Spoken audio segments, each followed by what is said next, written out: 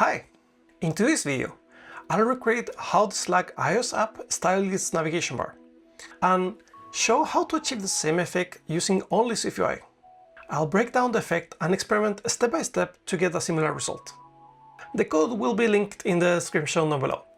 If you're new here, I'm Felipe, an iOS and macOS developer based in Norway. At my day job, our designer wanted a navigation bar similar to our website. A dark blue background that scrolls away so the content stays in focus. That's exactly what the Slack app does, so it became our reference. Because this effect is custom, I wanted to see if it was possible to build it in SwiftUI using only the existing navigation APIs. I didn't want to create a fully custom navigation bar and lose all Apple's built-in behavior across devices and configurations. The goal is a solution that is robust and not fragile.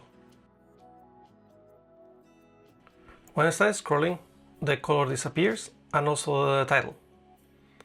So breaking down that effect, in the normal state we can see the color in the top, then you start slowly scrolling and then the colors start scrolling away, and also the title starts fading, which the title fades quite quickly.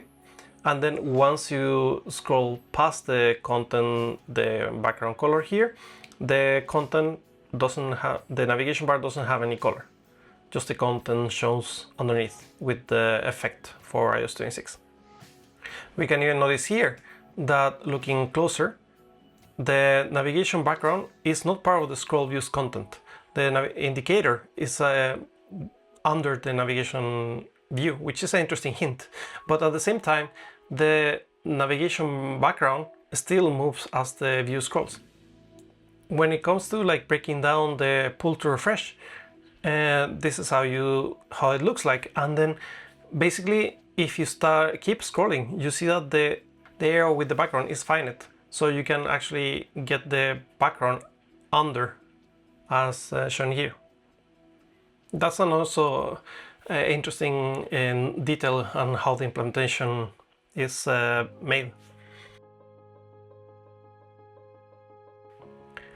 So to start implementing this, I made like a quick base code where I replicate the Slack UI.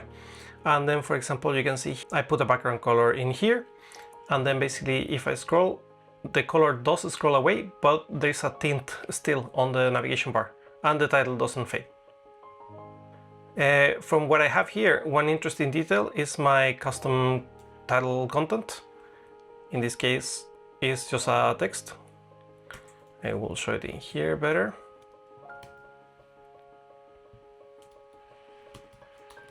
This was a bit of a trick that I was trying to do.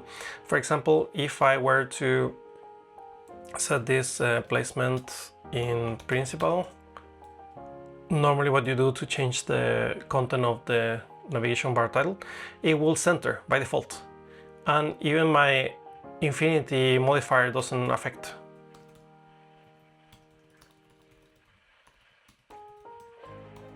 So basically, like it was more like a try and error, and also like talking to people in Slack, and basically not using the principal navigation, and in this case this combination of the toolbar spacer, because this content goes to the trailing area by default.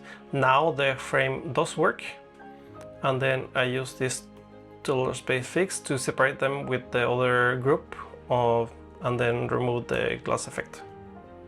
So this is how I place the title in here. I got this tip thanks to the iOS Slack community. For example, this sort of works as we want, but also have like another problem, which is that background color also leaks in the bottom. We can solve this by using a vstack, put the background color,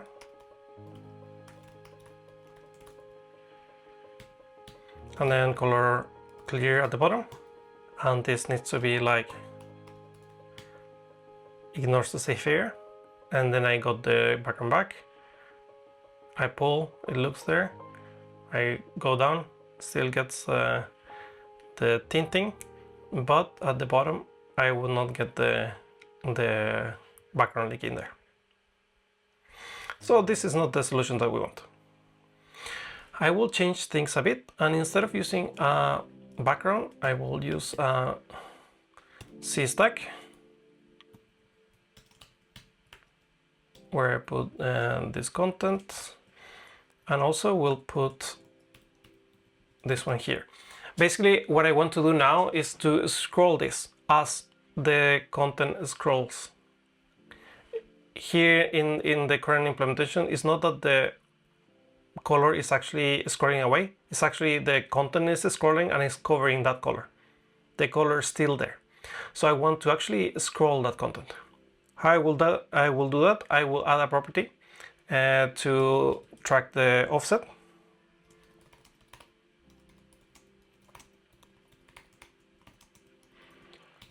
And it will be 0. Then basically I will use a scroll geometry change, taking track of the Y position of the offset and setting that value. I will also need to set the height of that content.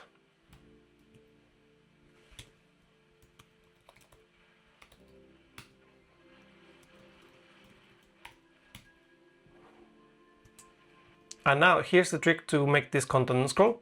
So basically I will do an offset of Y and I will call it bar offset, because I need a small calculation. For example, if I do offset Y, the scrolling effect is not what I want. So basically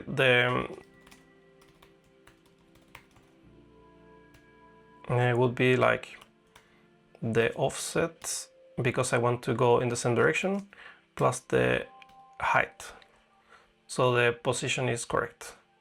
And then I will do this and then use bar offset. And now it scrolls, and it's not, when it scrolls away it doesn't tint. And I see in the bottom as well. So that solves the first part of like the scrolling color on the navigation bar. And also I put the height not that big to see a bit like the pull to refresh experience. And also, for example, if I don't use the height, the color is there, but we can see what's going on with lowering the opacity. So the scroll view is there, but the color is down. So basically I need that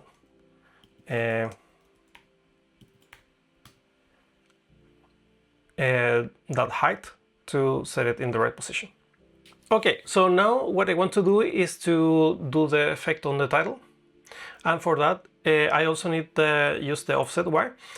Basically, as I scroll quickly in this direction, the title will disappear. To implement this effect with the title, I need some debugging code. So we'll go here, put this view in here, and I will use it as an overlay.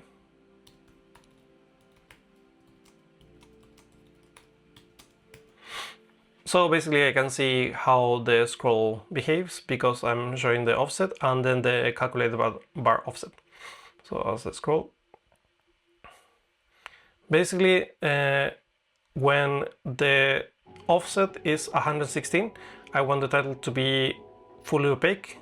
So basically the title opacity will be 1, and as I scroll down, it will quickly fade to 0, and then continue to be 0 in this direction, and continue to be 1 in this direction. So I will do that with a computed variable.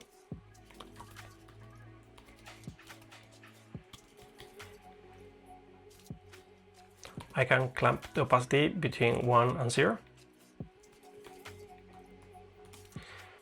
And the opacity will be 1 minus offset divided by 9, which is a quick small line equation. So this should work, and then I will say like the opacity of this title will be the title opacity.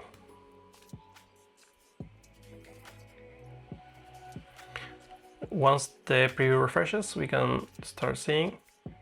I scroll. Oh, what's going on? We can try to change to dark mode to see how it looks. The effect is working, but it's not at the right position. To do the calculation properly in my experimentation, I saw that I need another value. I need to record that initial offset position. That 116 or 113 in the screen is the distance from the top of the screen to the content view. That's what this that offset initially is reporting. Yeah, and here, for example, I can show like that how the title opacity changes with the offset. So this is the equation that I will do. So now I need to capture that, for example, if I do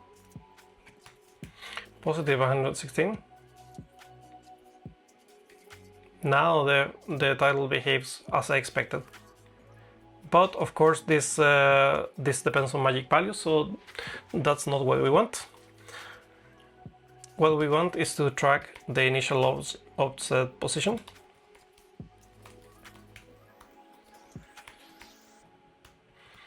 And basically what we will do is that if the initial offset is equal 0, then we set to the new value.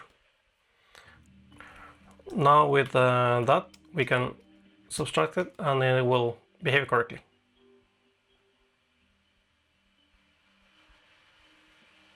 So now we have the other part effect. There is two problems here. You can see here with this black instead of like the content background here too. So what we can do is take that background color, we can apply it to the C stack. This will show that color instead of the black. There's another problem for example, if I rotate the phone, my initial offset is still 116, so the effect is kind of like out of place.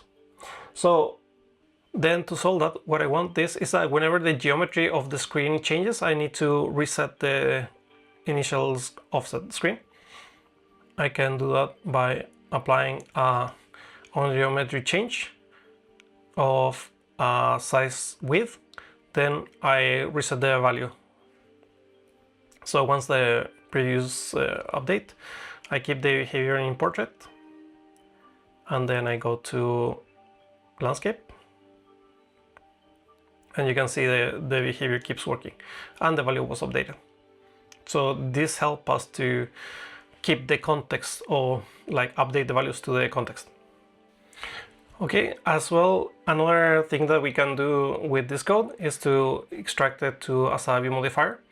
So for example, in this case, I have the scroll view, and then I apply a custom modifier, which is just calls like this modifier that I define, which basically takes all the code that we were using inside the view and make it a bit more reusable. And if for some reason you don't want to use the C-stack approach, another solution that I got was to make like a opacity-based approach. Instead of doing the scrolling as the content scrolls, I changed that the opacity of the background changes, and with another like linear equation, basically. It's slightly different because in our like it kind of like disappears. But if you don't want to do that scrolling element, this is also an alternative. In the end, recreating this effect, it is possible in SwiftUI, but it does require a little bit of trickery. That said, I'm confident the implementation is solid enough to use in a production project. You'll often hear advice not to use on-scroll geometry change to track continuous offset changes because of performance concerns. In my testing, it behaves well enough. You can profile it yourself and decide if it's acceptable for your use case.